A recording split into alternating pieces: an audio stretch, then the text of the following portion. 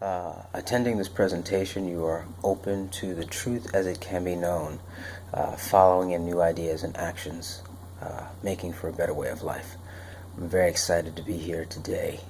James Coleman, an inner peace artist, writer, speaker, coach on personal development, spirituality, and social change, and the intersection between the three of them.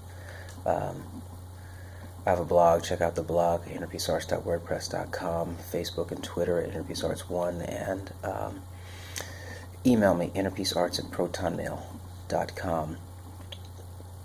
Today I'm going to continue something I talked about previously. There's three ideas that I think are core for the new curriculum. And that's who I am, who am I, what is real, and how do I know? And these are all philosophical questions, big philosophical questions. And I think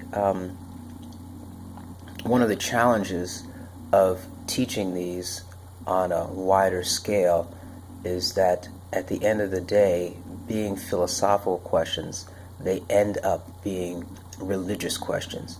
And we live in a culture where no one wants to tell me, or no one wants to be told what to believe. Right? Yet you're told what to believe every day. You're told that you should go to school, get a job, go to school, get an education, get a job, and work. You're told that, right? And you believe that it's true because you see that you can't actually get food in a Western culture without money, because the food is, you have no access to produce your own food. And thus you're slave to the person who does have control over the production and the distribution of food. Right? That's real. And we know that because we can see it, right? So, but we know that who am I, what is real, how do you know? That the answers to those questions and having them burn on the inside, having the answers burn on the inside is key to agency. And I've mentioned already that it's religious, those answers. And which is why spirituality is a part of inner peace arts. I'm starting, listen, all of this stuff is coming to me too as it unfolds in expression.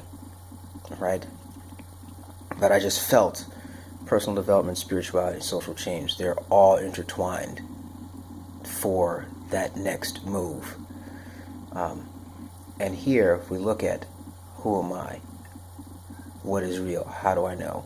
They're philosophical questions, they're religious questions. Remember, religion controls technology. So, one would have to come to a religious agreement in order to move this agenda forward, right? Because you're going to talk to a person who says, who are you to tell me who am I? And you're going to talk to somebody who says, I'm a child of God and I don't need to know anything else, right? Or you're going to come across the person that says, I'm a worker, my dad was a worker, my grandfather was a worker, I'm a worker, I just want to be a worker, I want to be left alone. All right, so all of these are scenarios that are in my opinion, anti-agency, anti-being attached to a bigger idea of how one can and should live one's life. Remember, I'm talking to, and this is addressed to slave class or non-capital class or the proletariat, however you want to call it, right? It's all the same thing. People that work and have to work in order to survive, right? And survival is in the DNA, and yet there's elements of our aspects of our being that move us beyond mere survival in the physical sense.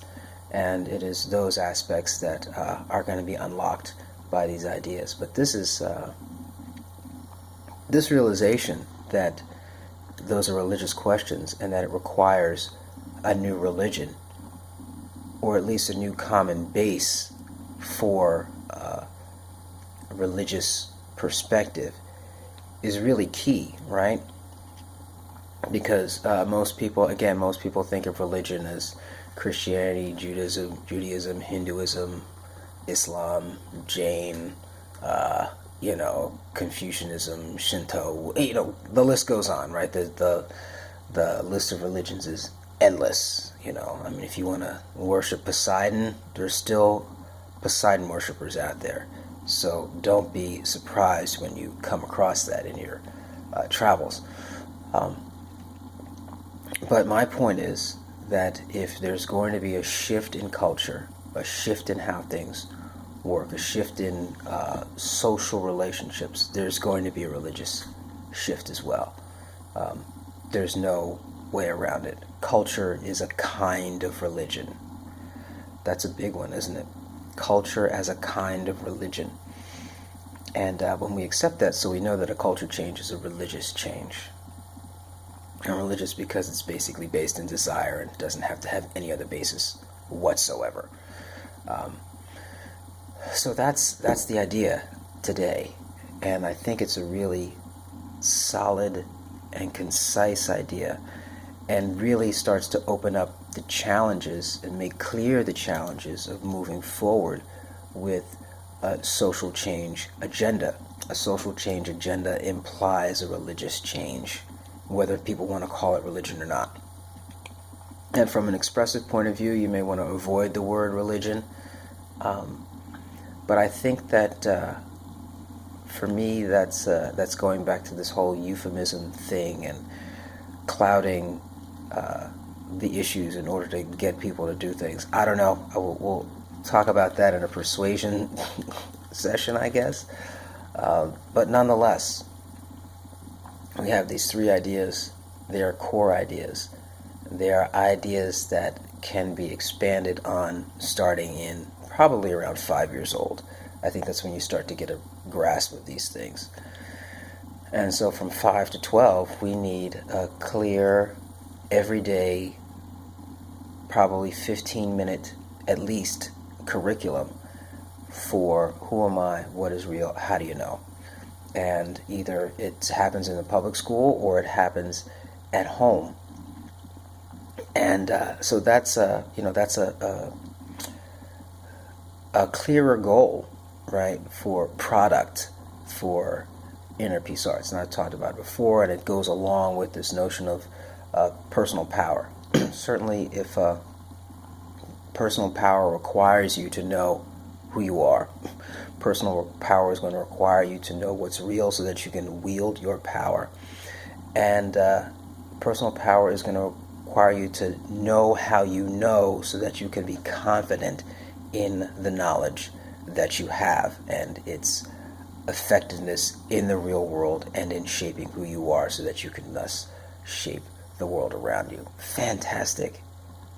I'm jazzed, really. This is this is really good, really exciting. And again, I'm going to say it again because it's important to really hammer it down.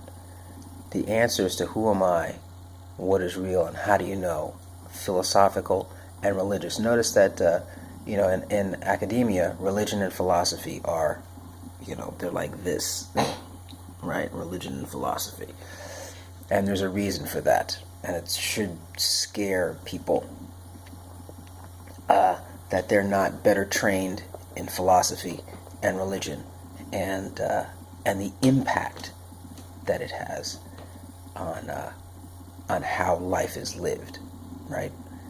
It's a separate skill from the technological, but at the end of the day, the religious person, the religious concepts rule over technology, right? Because the brilliant person goes through school and says, I have to get a job and work, right? And who are they working for? And why are they working for it? And what is the company doing? And they don't know. They just work, right? Brilliant, off the charts, smart. and yet they just work for the paycheck, not asking any questions. And who's running it? The religious person who's controlling the resources. That's who's running it. Fantastic. James Coleman, Inner Peace Artist. I don't know if I mentioned that. I'm so taken aback by this idea. Email me. Get in touch with me. This is a movement that's not going to stop, and I think, I believe that. Yavarechecha Adonai v'yishmerecha, Ya'er Adonai panav elecha v'chuneka, Yisa Adonai panav elecha v'yasem lecha shalom. In distinction, thanks be to stream, in stream, by stream. Take care.